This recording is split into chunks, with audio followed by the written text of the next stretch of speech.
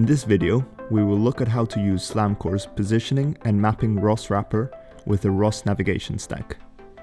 You can reproduce our setup or get Slamcore running with a navigation stack on your robot by following our dedicated tutorial page. Launch files are available on our ROS1 examples GitHub repo, so you can be up and running in no time. The hardware setup we use for this demo consists of a Kobuki mobile base carrying an Intel RealSense D435i stereo depth camera and an NVIDIA Jetson Xavier NX single board computer. Our ROS wrapper connects directly to the RealSense camera to receive visual inertial information, and you can optionally subscribe to wheel odometry data provided by your mobile base to increase robustness.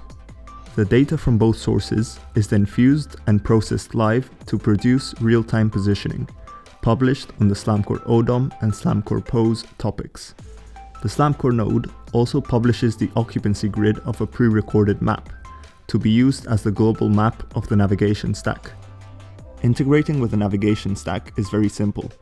We can provide our occupancy grid to the global cost map, and then use the depth image to laser scan node as a simple way of detecting obstacles. For positioning, we provide the fused odometry from the Slamcore node into the local planner, as well as the map to ODOM and ODOM to baselink transforms.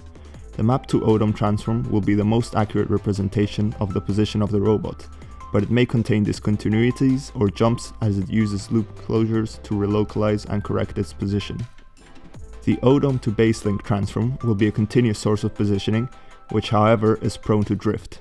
Putting all of this together completes the navigation stack setup. In this scenario, the robot will be navigating in a map that was generated from a previous session using Slamcore's SDK tools. To start navigating, the robot will have to first localize itself on the map using visual features. To navigate to a goal, we can simply use the 2D nav goal button in RViz to set a goal for the robot.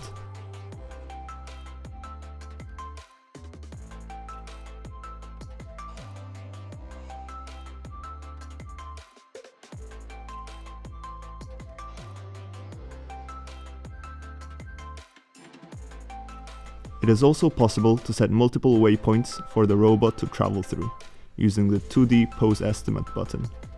We can then call a service to confirm the path is ready and the robot will start driving.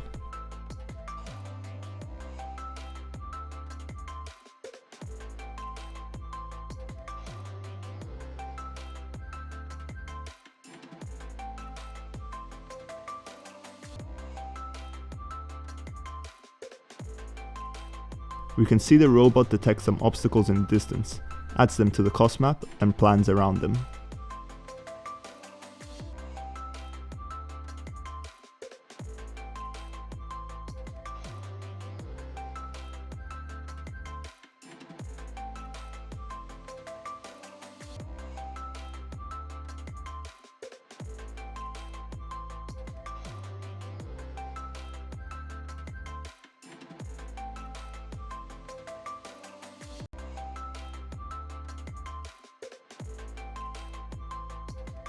During navigation, we can cover the camera so the robot can no longer use visual inertial information. As we're fusing in wheel odometry, it is possible to continue navigating until vision is recovered.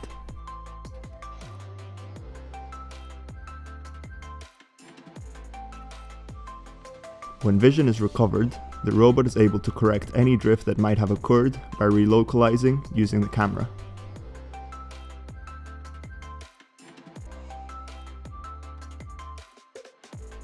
Find out more and try it yourself by visiting slamcore.com.